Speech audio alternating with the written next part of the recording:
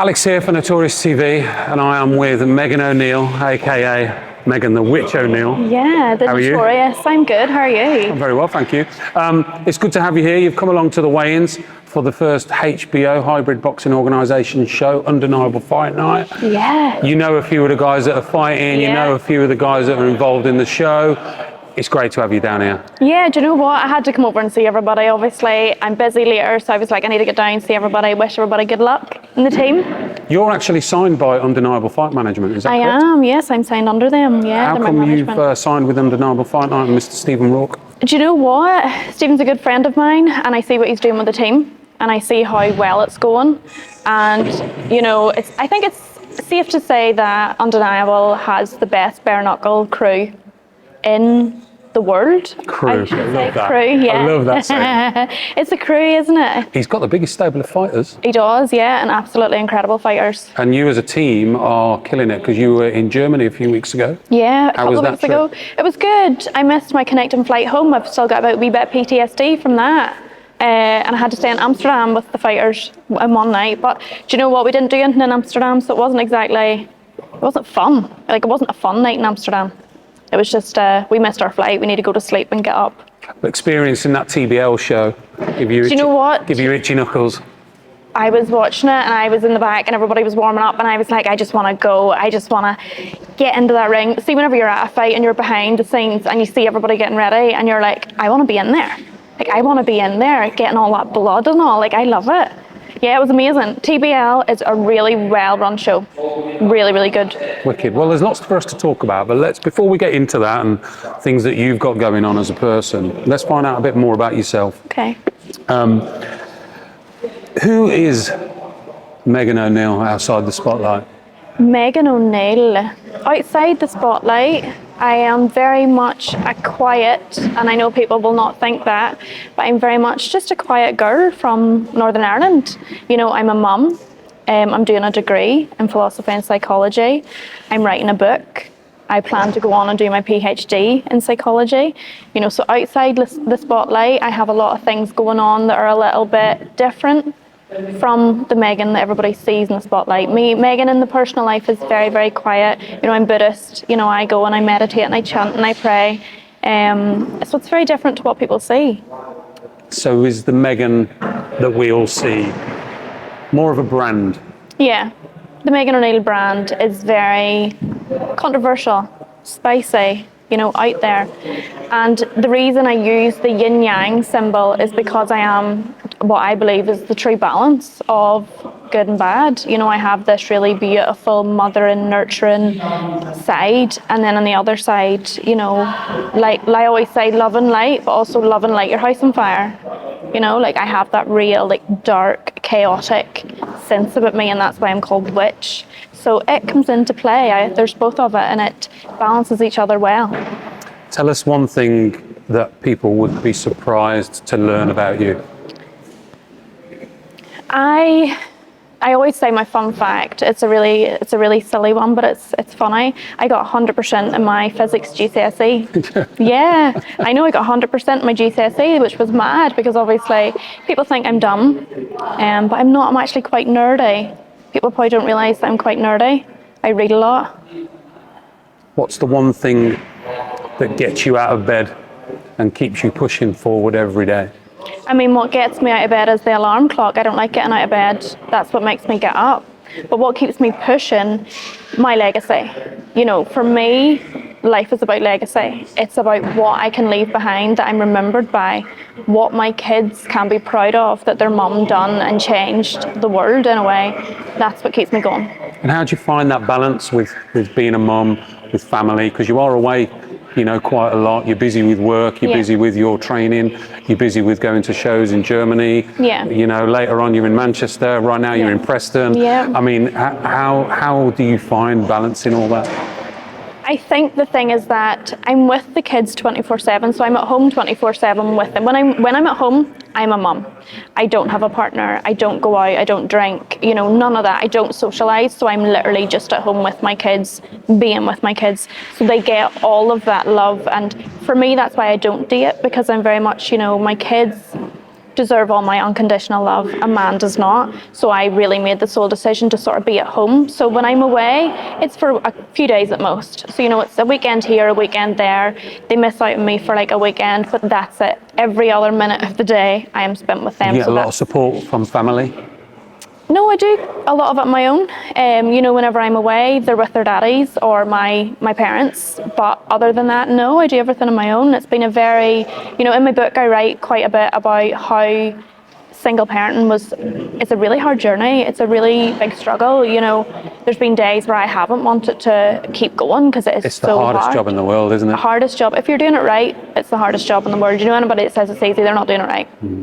It's extremely difficult. You know, I've got 2 and I pour everything I have into them.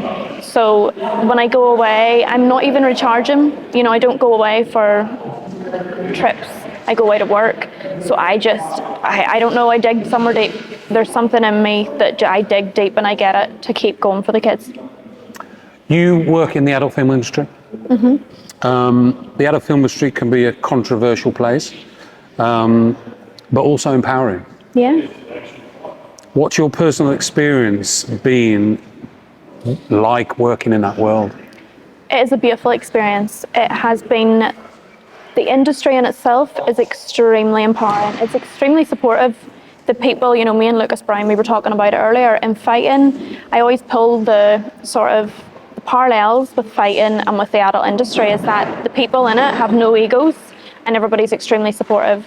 So, you know, it's actually been the best industry I've ever been in. Meeting the people that I've met and sort of the support. There's so many boundaries. You know, it is such a beautiful place to express yourself, and everybody appreciates your boundaries. So there's no sort of this idea of like being seedy or pushing boundaries. There's none of that. It's very much respectful. It's very it's a beautiful industry, and I always say this, it's the best industry I've ever been in. It's like the fight community though, isn't it? It's such a community. It's such a community, and everybody knows everybody, even though, like fighting, it's massive, but it's such a small industry of people, and everybody knows everybody, and they get to know everybody, and they're there to help. So the industry itself has been absolutely incredible, and I love it. As I said, it's the best industry I've ever been in. You know, I've been in the modelling, I've done every job under the sun, PR, I've been a mechanic, I've been in all male-dominated sports industries. The adult film industry is very much female-dominated. I would say it's very woman-dominated. It's very, you know, matriarchal. But there is a patriarchal system in that, and it balances itself. So everybody is so respectful and loves each other. We are all very kind and supportive. It's like the fight game, isn't it? Some of the fighters that you can meet are absolute killers, but they are the nicest guys You wouldn't believe or girls you'll ever meet. You wouldn't believe it, and I think that's the beauty of it, is that I love people like that. People that can sort of pull on their polar opposites and go in and be absolute animals. Like, that killer instinct's there, and they're the most dangerous people you'll find, because they are legends outside and they're so soft and kind outside the ring, but when they get into the ring, they're there to kill you. Do you think that's one of the biggest misconceptions that you sort of like to clear up with someone that's got the wrong idea about the adult industry, is that actually it's a community of people that work hard, that are very respectful, and it's just a job? It's a job, and you know what? When it comes to me, I don't really care about clearing anything up with anybody, because like whatever you think of me, it's none of my business. I don't care. But when it comes to the industry, it is something that I talk very openly about, and how it is such a empowering industry. You know, it's not this dark, sort of dingy, horrible. Everybody looks at it and thinks, oh my God, shame, you know, guilt, all this sort of like negative connotations that come with it. It's not like that. I want people to realise it's just a job. And all the people in the industry, most of them they actually have other careers, they have other lives, they have wives and husbands outside of the industry. They just go to work and they have their career and they come home, and that's, for especially in Ireland, that's why I talk so openly about it, and I talk in such a positive light about it, because it's not what people think it is. It's not this horrible, dark industry. It's a beautiful, expressive, artistic industry. You've recently announced that you're going to be fighting bare knuckle. Yeah. Do you think working in the adult industry has given you more confidence and resilience to be able to enter that world? No. I have always had so much resilience. You know, I went through a lot in my life, and my book I'm writing is on mental resilience. I've always been, you know, I grew up fighting. I grew up scrapping. In Northern Ireland, it was very much you had to fight to survive. You know, I remember I lost a fight one day, and my dad was very much like, get back out there until you win. And you'd be shouting yourself. You'd be going, oh my God, I don't want to do this. You had to go out and fight. My dad grew up in the Troubles. It was very much a tough sort of dog-eat-dog world, and you had to be tough. So for me, I was always very resilient, always very strong-minded, and getting into the adult industry gave me resilience in terms of I never really cared what people thought, but when you go into that industry and you see how bad people can be, you kind of just brush it off. So it never really helped, but it is a nice parallel because, you know, my job is fucking and fighting. Like, how much better could your life get? So your resilience and your confidence and the way you carry yourself has come from childhood. Childhood, yeah, the life that I have lived, do you know what? Turning to Buddhism and studying Buddhism in a sort of psychology-based Buddhism has changed the way I think about the world. And that's probably what's given me the most confidence. It's funny because Buddhism's nothing to do with your appearance and nothing to do with how you look and nothing to do with confidence, but it completely changed how I seen other people and saw the world. And for me, it just gave me that confidence to be myself. And what made you turn to Buddhism? So when somebody has a tragedy in their life, they usually look to faith. For me, Christianity never was that. I was taught by nuns. And when I was 21, my brother was murdered. My whole family, everybody turned to faith, and Christianity just wasn't that for me. It just didn't make sense to me. So I started studying, you know, different religions, different faiths, different philosophies, and found Buddhism, and it was the one that resonated with me most. So I switched to Buddhism, 13 years ago now. So I met you for the first time a few months ago. Yeah. And I initially got that, I'm a vibes guy. Yeah. And I initially got that spiritual sort of energy from Yeah. you. You carry it. The witch. Whether you're the witch or whether you're just Meghan, Yeah. it's always with you. Yeah, it's a magic that I possess, that I know I possess, that I know I can walk into a room and demand attention without even having to speak. It's a gift, and I know that I'm very aware of it. Why bare knuckle? Boxing was never extreme enough for me. You know, I'm extreme. I have to be one or the other. When I go into boxing, I went into boxing, I've only had 2 fights. You know, the first fight was a girl that was over 2 stone heavier than me, a foot taller. It should never have happened, but I wanted the fight. So I went into the fight, I wasn't hurt. You know, I wanted to be hurt, and I wasn't hurt. So I did my next fight, it was stopped within, a minute? You know, the first round, it was stopped. And I wasn't hurt. And I can hurt people. I'm very strong. So I'm Irish powerlifting champion. I hold all the records for my weight. I'm very strong. I have an unbelievable mindset, a disgustingly horrible mindset that I will dig into the trenches. It is a dog mindset. You know, I have stay hard. I'm very David Goggins, that sort of mindset, like who gives a fuck, keep going. So with bare knuckle, I want to be hurt. You know, I want my opponent to hurt me. I want blood. You want to be scared? Yeah, and I want my first black eye. I've never had a black eye. I've had my nose broke 4 times and never had a black eye. So I'm like, I want my first black eye. So I hope my opponent brings it. Like, I hope my opponent hurts me. I hope she gets in there to hurt me. A lot of fighters I speak to say the reason they turn to sort of hybrid boxing or bare knuckle is because they want to have that feeling of being afraid again. Yeah. Because they've lost it with boxing, Yeah. or they've lost it with Muay Thai, or whatever it is they fight. It's that thing. It's like, what scares me with it is that I'm very much always seeking out something. You know, porn's very extreme. I went to the extreme of modelling. I went to porn straight away. You know, with fighting, I'm going straight away to bare knuckle. You know, I've had 2 boxing fights and I'm going straight to bare knuckle. So for me, what scares me about myself is that what's after bare knuckle? What can I look for next? You know, what is there? There's a couple of things that I probably will never do for fear of dying. Because if I didn't have kids, I probably would, but no, bare knuckle, it's extreme enough for me right now. I want that, not even the fear, but more so the legacy, to be like, I did this. I'm the second girl in Ireland ever to fight on BKFC, first from Northern Ireland. You know, for me, it's all about legacy, and it's to be able to stand up and say, I did it. And I think for me, it is such a beautiful metaphor for my life, because I fought from I was a child. I fought to be here. I fought to be where I am. I fought to be who I am. So fighting in bare knuckle is just the perfect metaphor. It's a great platform to sign up to as well, BKFC. Yeah. You've got your fight, which will be announced in the next coming weeks. Yeah. What was it like when you initially had that call to say, we've got a fight for you on BKFC? Do you know what? It was a very surreal moment, because when I first started boxing, I always knew I wanted to do bare knuckle. It was always going to be bare knuckle. It was never boxing for me, but obviously I needed to get into the ring to see what it was like. And again, I've only done it twice. So it was surreal. I mean, I think I cried.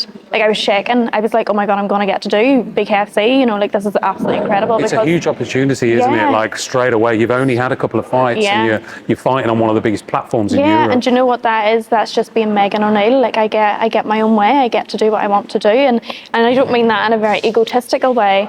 As you say, like, there's a magic within me that I possess. And like, the spirituality, I manifest shit. If I want something in life, I'm going to get it. And you believe in manifestation? 100%. If I see something, if I visualize it, it'll happen. It'll happen for me. So what advice would you give to somebody that was a younger you, that was looking to be different? Find out who you are inside. Don't worry about what the voices say outside. Don't listen to anybody external, because most people externally don't even know who they are. Do not listen to what people try and say, who you have to be. Find out who you are, what makes you tick, and run with it. And I think that's the key, isn't it? Yeah, and be finding out who you are. Yeah. The quicker you find out who you are, the quicker you're going to know where you're going to go. And it doesn't need to make sense. This is the one thing that I kept remembering, was Arnold Schwarzenegger said, it doesn't need to make sense to the people. You know, it doesn't need to make sense to your mum, your dad, your partner, your friends. It doesn't need to make sense to them. You know, if I went to my family 3 years ago and said, I'm going to be a porn star and I'm going to do bare knuckle, everybody would have been like, no. And if I'd listened to them, I wouldn't be here and I would be depressed. But once you start being authentic to yourself, your anxiety, your depression, it'll leave in a way, because once you live authentically, you become happy naturally. So be yourself. Love that. What kind of statement are you hoping to make with your debut? Noise. It's going to be loud. It's going to be it's going to be bloody. It's going to be... You know what? I knew you were going to say that. I thought you were going to say chaotic. Chaos is a very good way to describe it, yeah. But it's not, it's going to be controlled chaos. I'm very tactful. I know exactly what I'm doing. I mean, I'm very smart. I know exactly what I'm doing on social media. I'm very good at the build-up. I'm very good at mind games. You know, my degrees in psychology. I know how to get into my opponent's mind, and I will ruin her life before we get into that ring. You know, she'll be questioning herself before we get into that ring. So yeah, it's gonna be nasty. And I know I'm going on to bigger and better things. The fight is going to be in December, am I correct? November. 29th of November. 29th of November. Yeah. BKFC, Meghan O'Neill's debut. Yeah. I can't wait. I can't wait. Do you see yourself balancing both long term if the fighting really, really takes off? Yeah, definitely. You know, porn is where my heart is. I absolutely love it. It's who I am at my core. You know, it's about sexuality is such a life force. You know, we're all here. Sex is our life force. We are here because of sex, and everybody enjoys sex. And if you don't, you're doing it wrong. You're doing it with the wrong person. You know, it's about creativity. So balancing it's hard. Because when you're in fight camp, you can't shoot. There's just not with me. I can't shoot. I have to be focused on one thing. So it would have to be in between, sort of, I've got a fight camp, I do the fight camp, I fight, then I'll take a month or two off, whatever. You know, bare knuckle's not a sort of, you can't stay extremely active in bare knuckle anyway, which is beautiful for me, because you're going to end up fucking mangled by the time you're 35. You know, your hands, your face, everything's going to be mangled. So, and again, I don't really have any opponents my size. So staying active, I'll stay active as much as I can, and I plan to be in it quite a while. What's your dream with bare knuckle? What's your long-term goal? I mean, I want to go to America. I want to fight on the big stage. Like, I want to be main event on a bare knuckle. I want to be I don't know if there's been a female main event in BKFC, and if there hasn't, I want to be the first one, and I know that I can get there. And if I'm not the first one, I will have a main event. You know, I'm a very good ticket seller. I'm very good at sales. I'm very good at promoting the fight and getting out there. I want to go all the way. If you could headline your dream fight card right now, who would you have facing you? I don't even know. There's nobody my size. There's nobody my size to fight me. If there was some girl with a good enough platform, with enough clout behind her, that is going to be able to withstand my punches at my weight, then You'll fight anybody, won't you? I will fight anybody at my weight. Yeah, I fought up, and I'll never do it again. It's just you give away too much. You know, even in the fight, you know, I was holding my own, and she never hurt me. It was fine, but you give away too much whenever you fight up. So anybody my weight can get it. Like anybody my weight. If you're brave enough to stand up against me, I respect you. But I also think you're so cheeky. How dare you stand up against me as soon as you want to fight me? I don't like you. So I'm like, how dare you want to fight me? So that gives me that oomph to get in and be like, I'll show you. Don't fucking dare try and fight me again. And you're a mum. I'm a mum. Yeah. Is combat sports something you're going to encourage your children to do and champion? I will encourage them. So my daughter does boxing. My son's not really, he does boxing with me, but my daughter will go to the amateur boxing club, you know, and she does that. I don't want them to fight. I don't want them to fight simply because I don't want them to end up with brain injuries. I don't want them to, you know, they don't need to fight. They don't need to fight. They have not had the life that I had. They don't have the same resilience. Not that they don't have the same resilience. I'll instill what I can in them, but they haven't had to fight. You want them to be able to fight, yeah, not fight. Yeah, I want them to have the fitness. I want them to have the discipline and the respect for the sport. I want them to be able to defend themselves. But I'm their fighter. You know, I'll be in their corner. I'll do the fighting for them. For me, I want my kids to be set up on a platform for life. I don't want them to have to go out into the world the way I had to go out in and fight for everything that I got. I'm the one now that'll fight for them, and they will never have to fight. You're full of tattoos. Yeah. Which one means the most to you? Do you know what? The last time I was doing an interview and somebody asked me about my tattoos, I just wicked everything off, Alex. So let's not go there. Oh my God. Not appropriate today. You should all owe me money for seeing it. Do you know what? This arm is very much Buddhist inspired. It's very spiritual. It's got my yin yang, but I'm doing this leg now, and I think this leg will mean the most to me because it has Hecate, Lilith, Kali, Medusa, all the goddesses and witches that were cast out and deemed evil and demonic, and that is just me to a T. That is just what I embody. The femininity, the divine feminine that the patriarchy was scared of, and they burned women at the stake. So that is what I embody, and that's why I'm called the witch. It's such a deep meaning. It's not just because I am spiritual and because I am, you know, witchy. It's not psychic. Just a name. It's not just a name. It's very deep. Whenever my sisterhoods, you know, my sisters were burnt at the stake, you know, I feel that ancestral sort of rage inside me. I feel it for my sisters that were murdered because they were deemed witches. They were not allowed to be who they wanted to be. I would be burned at the stake for what I do if it was all those years ago. So for me, claiming the witch is saying a massive fuck you to everybody that burned my sisters at the stake. And I'm very much reclaiming that sort of what was deemed horrible, and if you're a witch, you're nasty. I'm going to wear it with pride for my sisters that died. We're going to wrap it up. Yeah. I don't want to keep you much longer because we've got much more to talk about in the future. Yeah. But I just wanted to touch base with you today and get to know you a little bit more and get people to understand more about Meghan. Yeah. Because you're an intriguing character, you're an intriguing person. You're self-confident, but there's also a slight vulnerability to you. Yeah. But you've also got a massive heart. Yeah. And I really appreciate you being able to sit down with me today and us having this conversation. Thank you, Alex. And I'll look forward to the next one. But before we go, Notorious TV is all about giving the fans something raw and real. Okay. What's the most notorious thing you've ever done in your life?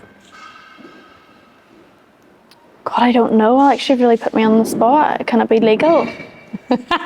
Can it be? Does it have to be legal, or can it be illegal? It can be whatever you want. Do you know what? I don't know. We'll come back to that in part 2. Yeah, definitely, because I don't know. I'm going to have to think about it. I've done a lot and I forget a lot. And I think I compartmentalise a lot of the stuff I've done just to save grace. Well, for me, I think the most notorious thing that you're doing so far up to date of how long I've known you is you stepping in the ring in a bare knuckle fight in November. Yeah, I suppose that is quite. So I never really look at it like everybody's like you should be To proud you, of that's just yourself. the norm. Yeah, to But me it's just like yeah. to the normal woman, that is not normal. Yeah, I know. They do let me know. That is fucking notorious, mate. I love it. Meghan, anything you want to say to people before we go?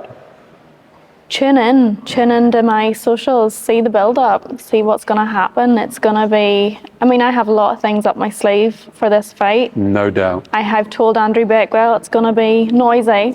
People are going to be tuning in. So yeah. November 29th. Let's go. Let's go.